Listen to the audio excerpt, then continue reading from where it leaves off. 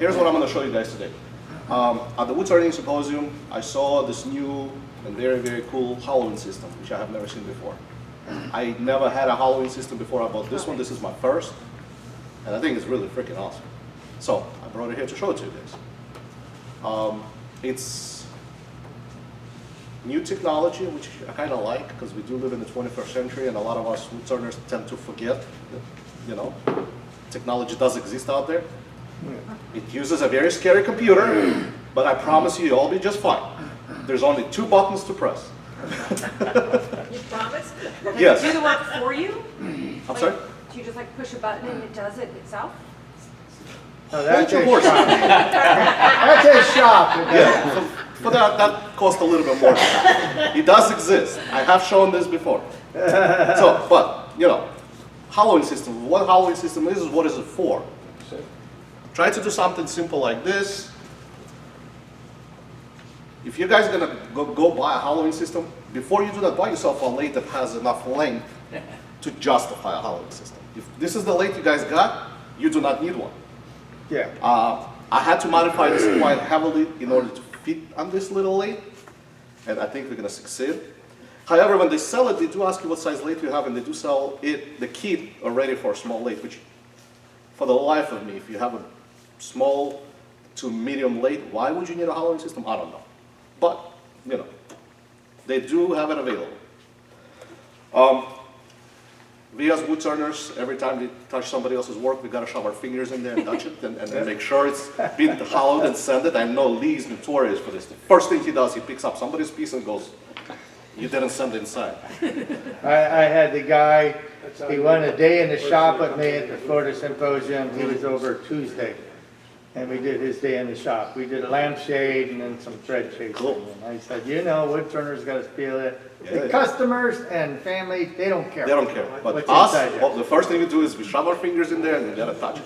So the Halloween system is great for getting deep in there. When your tools, your traditional tools, your regular tools are too dangerous to go beyond. I brought my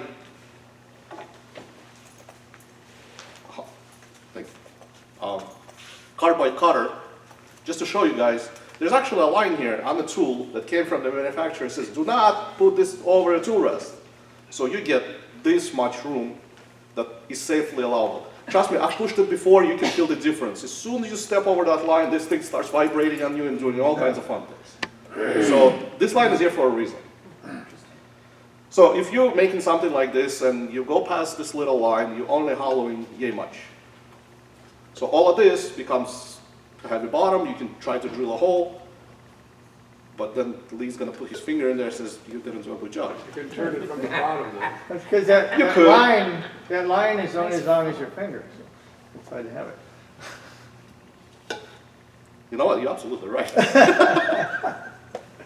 So yeah, I mean, as I said again, if you have a little small baby lathe and you're turning small things, this is not for you. You don't need it. But if you're trying to get into hollow forms, you're trying to do something a little bit more complicated, something that will let you go past 16, 18, 20 inches deep, maybe this is something you need to look into.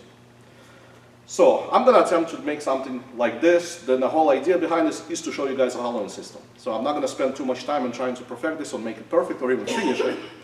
But I do want to show you the whole process from start to finish, making a vessel. So I have a piece of, I believe this is maple, but it's very, very old and very, very dry. It's like poplar. Yeah. No, I think it's actually, no, I don't think so. Let me take this off. Let me take a look at that.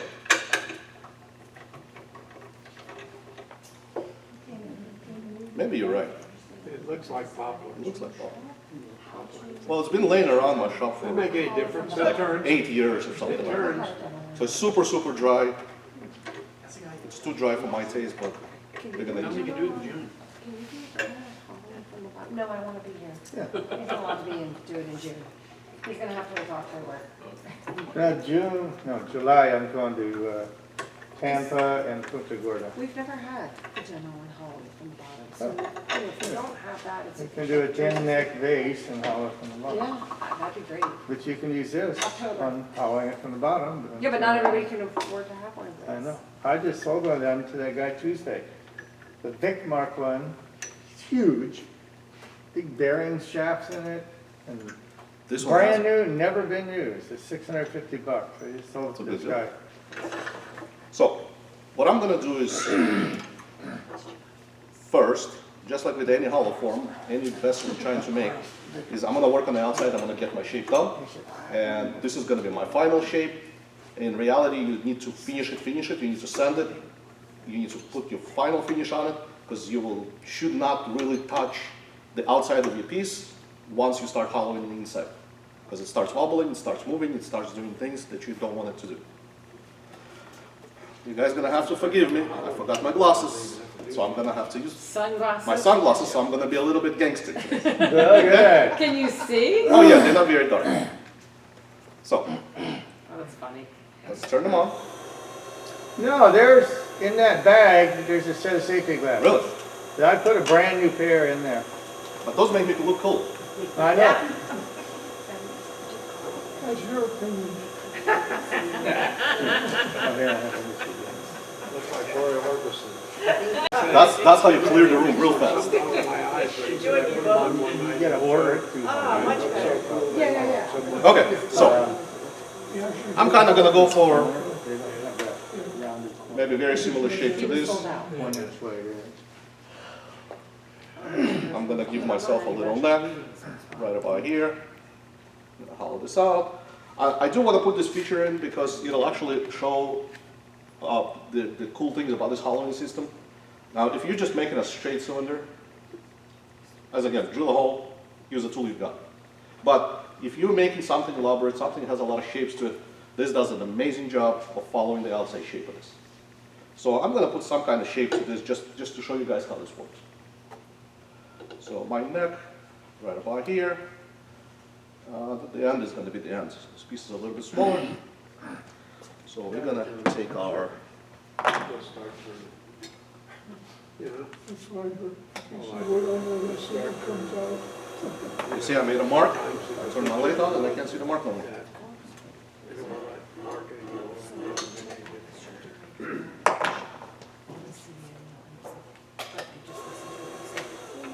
So rest over a little bit. I'm overhanging. I'm going to use a 3/8 spindle gouge. And then I'm just going to start removing some of the material away. I mean, it is turning pretty true, which I'm kind of impressed.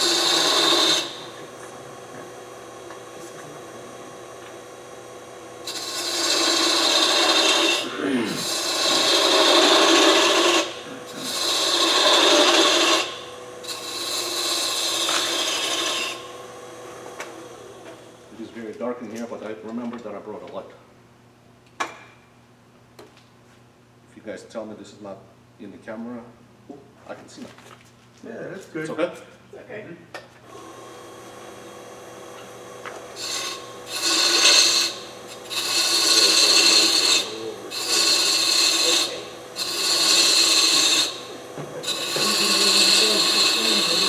So I'm working from right to left and then from left to right, a little bit at a time, trying to remove some of this material. It's pretty stable, that's real nice. Really helps that I sharpen the tools before I get here. Always. I remembered this time. That's why when I travel, I have that mandrel, which has a number 2 in there, and I put a grinding wheel right on there, and I can sharpen it right on the wheel. Yes, but we don't have that kind of time. Yeah. So I brought 2 of everything just in case. When I go demonstrating wherever, Yeah, but you still they there for a don't couple have of a days. grinder, and something happens and I need it.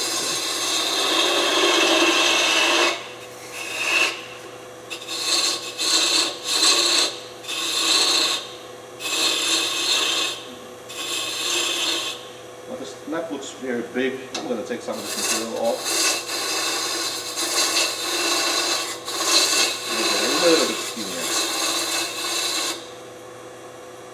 Double check your tailstock. This piece of wood is really dry. It's not supposed to really move anywhere. But it's still a good safety practice, a habit, if you want to say. So keep checking that your tailstock didn't get loose.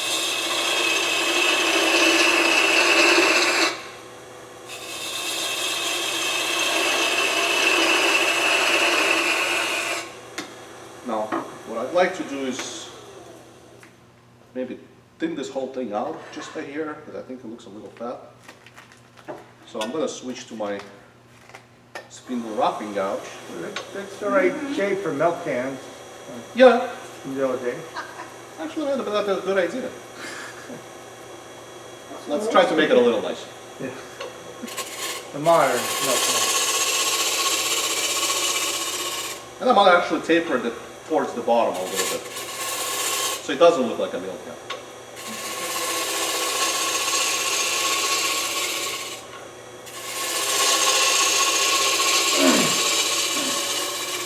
So this wood is so dry, and this is what I find with dry wood quite a bit. You know, everybody is saying that you got to work downhill, you got to work uphill, you got to watch the grain direction. If your wood is dry, it don't make a big of a difference what you do. It's going to cut just fine either way. Yeah, and that's a real soft wood too. It's a real soft wood, but it's very, very dry. I had this thing in my shop for probably 8 years. This piece was laying around. I didn't know what to do with it. It's probably dry when you got it too. I don't even remember. I had white house paint all over it, so it's been around for a minute. But it turns really, really nice. And for the sake of what we're trying to do today, that'll do the trick.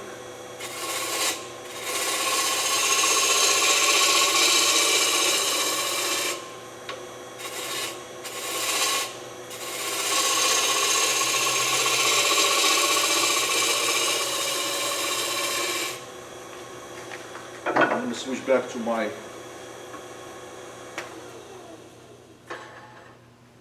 spindle gouge and try to clean this edge a little bit.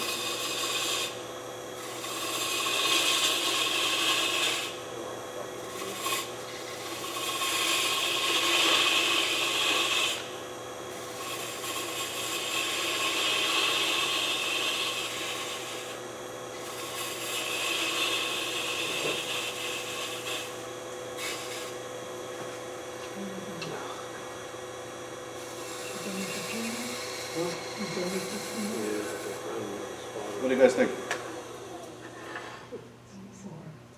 Yeah, it's the best piece we've ever seen. There you go. Cat scans all over. Thank you, Nick. Let me round off the So bottom. you're saying if you put like another cove somewhere, Yeah, let's do you made that. like Why not? different levels that you'd be able to hollow around them. Yeah, let's do that.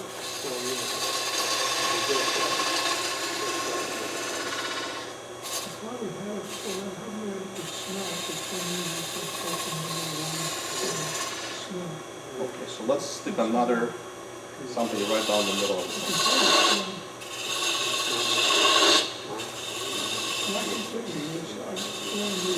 No? Home Depot bucket? Which makes it round, it's not, you know, I always try to minimize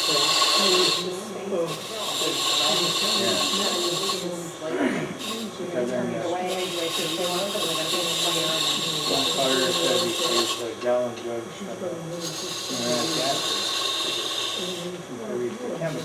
So what I can do too is hair stuff. Well, it's not the ugliest thing I've ever made, but it's pretty close. But for the sake of the demo, it's actually going to work out pretty well. Alright. Now, this is the stage where you would sand this, finish this, get it done, make sure your outside is complete. And I'm going to retighten this because I got to take off the tail.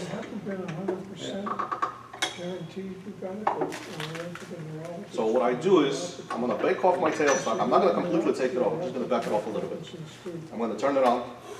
You see, it runs pretty good. So I'll happily take this off. Looks good from here. Yeah, because it happens every once in a while when everything looks beautiful. As soon as you undo that tailstock and everything starts. Tuesday, the guy was doing a lampshade and we took the tailstock off and it's wobbling. I go, cannot be wobbling for a lampshade. You're going a 16th-inch thick wall.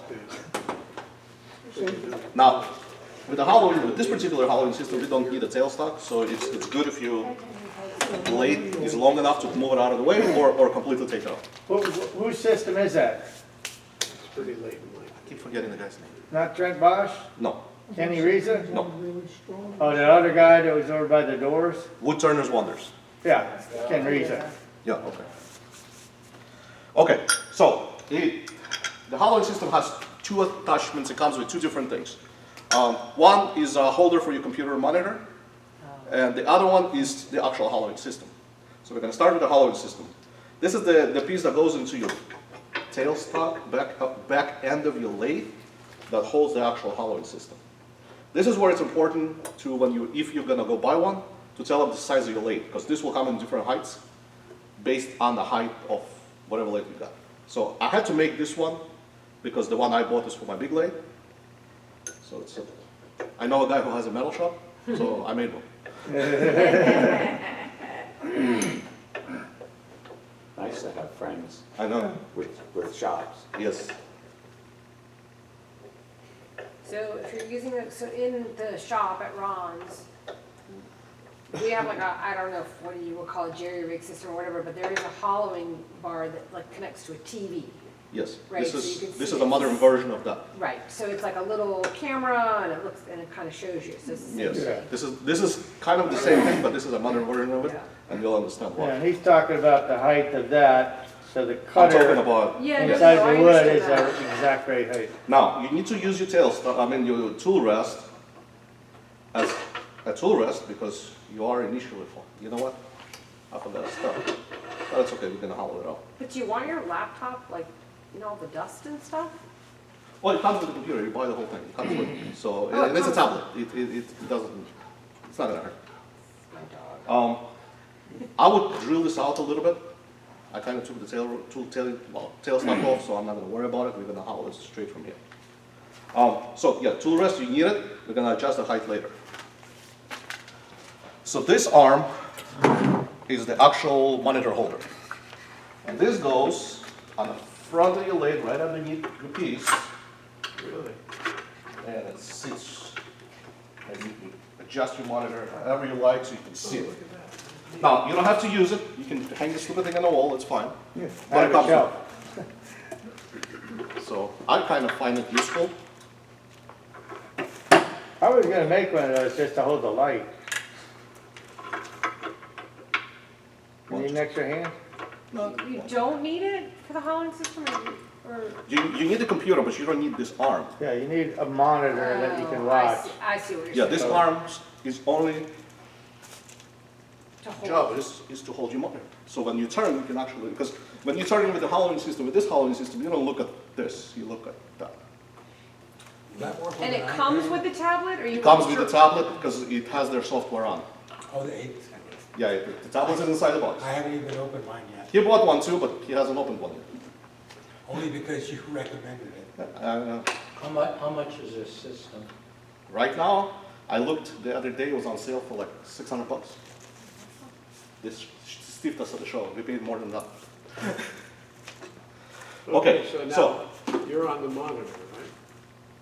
You guys can see my TV? It's blue? No. We just see Yeah. PC. It says Yeah, it's PC. just- It'll come up now. Okay. No signal. Hang on. Technology is good until it's not good. Yep. There it goes. So, and this is the actual hollowing system, which basically very similar to the hollowing systems we all seen before. It has a cutter and a camera. The cutter end goes on this side, Yeah, and the camera I points mean, I think it's neat though. to the front. It's really made for a bigger lathe Can than you shut this. the light off for a second? Because it's right there. It's- Thank you. It's really made for a much bigger lathe than this. It's very uncomfortable to use this here, but we use it anyways. We're not gonna hollow this all the way through, but we're gonna show you how we're gonna sand with this and show you some more. There. Okay, so we got 15 minutes. Let's hollow this out a little bit more, and then I'll show you how I learned how to sand with this.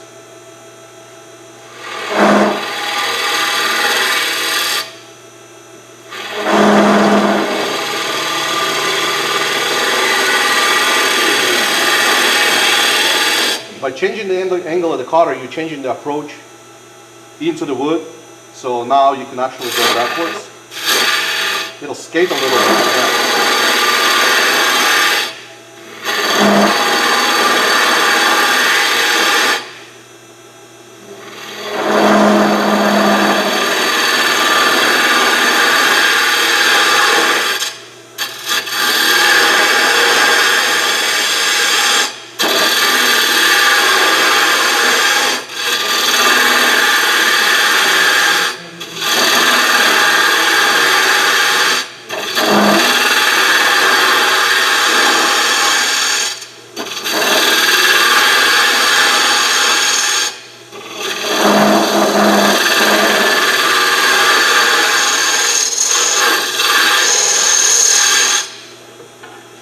When you're trying to do things like this, really helpful to have an air compressor and blow your chips out quite a bit, especially when you're trying to get way deep in there.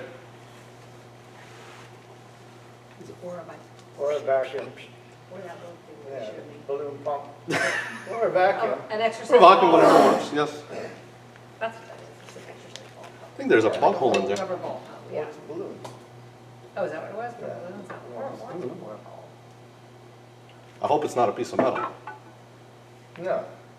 Oh, in there? No, he's Yeah, not sure it's what. Oh, on your wood? Somewhere way deep in there, there's something black. Which I thought it was a crack, but it's not. Let's try to hollow it out and turn it off and see if it goes away.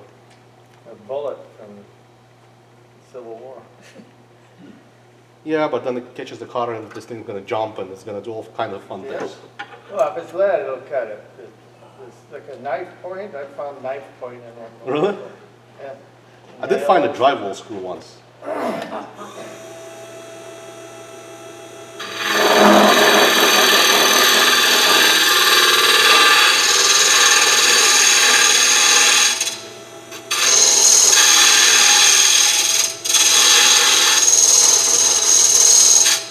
Even if I turn my cutter real sharp angle out, it still is a round cutter. You can still do a full cut. And the line works all around the same dimension, so you gotta keep on watching that line, and it will let you do a whole circle on it.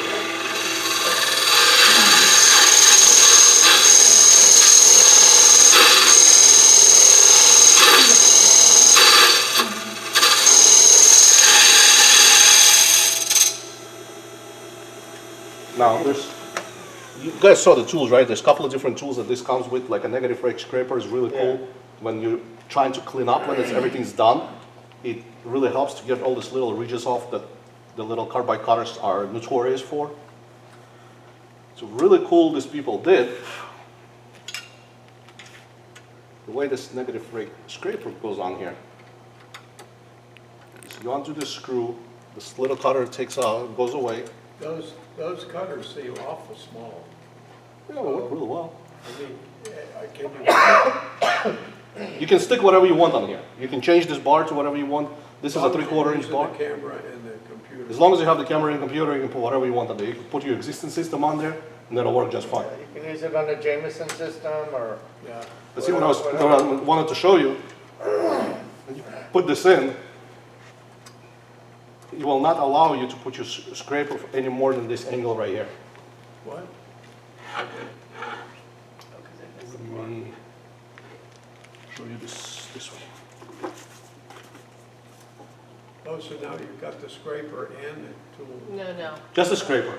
Just the scraper. But what I was saying is, the way that they machine this bar, you cannot stick the scraper straight forward, which is a recipe for disaster. So if you put your scraper in like this, you're looking for trouble. So this actually limits where your scraper stops. It won't let you go any further than this. It gives you a really good angle to work around this edge of the tool, which is what it's supposed to do. Now if you use the sharp end of that scraper, because it's a double-sided scraper, it's got a sharp on one side and the dull on the other side, just bigger radius on the one side. Kind of does the same thing. It stops, and it doesn't let you install this tool at a very dangerous angle. You guys seen this? Yeah. Which, for me, it's perfect, because I tend to do the stupidest things and do things that shouldn't be done. And if this is not going to allow me to do it, it's perfect. Do you think the computer nerd who came up with this program and system actually turned wood at all? No, absolutely not. Now, they have, this is a round shank with the same carbide cutter, which allows you to install this cutter at whatever angle you want. You can put this in as a straight, traditional carbide cutter that goes straight up and down. This one is sitting in a square shank, it's at 30 degrees. So this one only goes one way. And this only goes with a scrape cut. You cannot shear with this because it's set at the 30-degree angle. If you want to shear with your carbide cutter, you gotta use this little round shank, which goes on the opposite side and gives you a straight in, I guess. Which I kind of also think is very nice because somebody actually thought about this and thought this through. Yeah, they did. And this is for a user like me who likes to do things that are not supposed to be done. They're kind of limiting my wings a little bit, which is great, which is awesome. And it just locks in place and that's it. So, Sandy, I've bought this in Amazon, little 1-inch sending discs with Velcro end on it.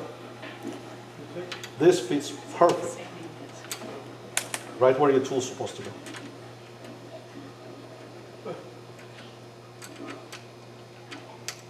Oh, look at that. So it wasn't necessarily meant for that, you just, No, but I made it work. Does the sander rotate or is it just hold this? This one just holds in place. Hold it? You can get them rotating, but I have a hard time finding a 1-inch small enough that rotate. So lock this in place. Now I do use 2-inch sandpaper with 1-inch discs. What that does, sticks this in here, and it bends and it gives you a little cup. And that's how you sand. The same way. And you don't have to look at it because you can set up this cutter just like any other cutter. And they'll show you the picture of it. And you can sand without looking. Well, you don't really have to look to sand, you just kind of feel that it's there. But if you want to go through the motions, you can set this up as a cutting tool and it'll show you where it's at. Pretty cool. I really like the system. I really like the technology. I kind of like the technology in general. But I think this is a step forward in the woodworking community into the 21st century and trying to bring, take a little bit of guesswork out of it. Huh? What do you guys think? Awesome. Questions? No? Good? thank you. Well,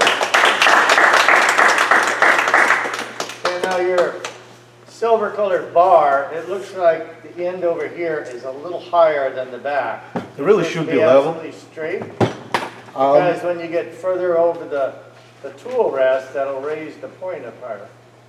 When If you I drill your hole, that won't matter because it puts you above center where you want to be. Correct. When I use this with a proper system for my big lathe, this just drops all the way on top of it and it Yeah. already comes level. This is Mickey Mouse. Yes, this should be leveled. Absolutely. You're absolutely right. So all you got to do is loosen this, raise this up, Yeah. and become straight. But yes, you're right. It should be straight. Okay, That's But it. when I go deep on hollowing, I like to raise the cutter up anyway when I'm down You go above the deep. center, but you got to pre-drill a hole. Yeah, Right. but then it eliminates some of the vibration if you're dead on center. Speaking of, I forgot to say something else. Because I was messing with this quite a bit, when I was turning this, let me see this for a second. I had some vibration going like towards the very bottom because my bar was in here. So I was that much over the tool rest. So I made a tool rest.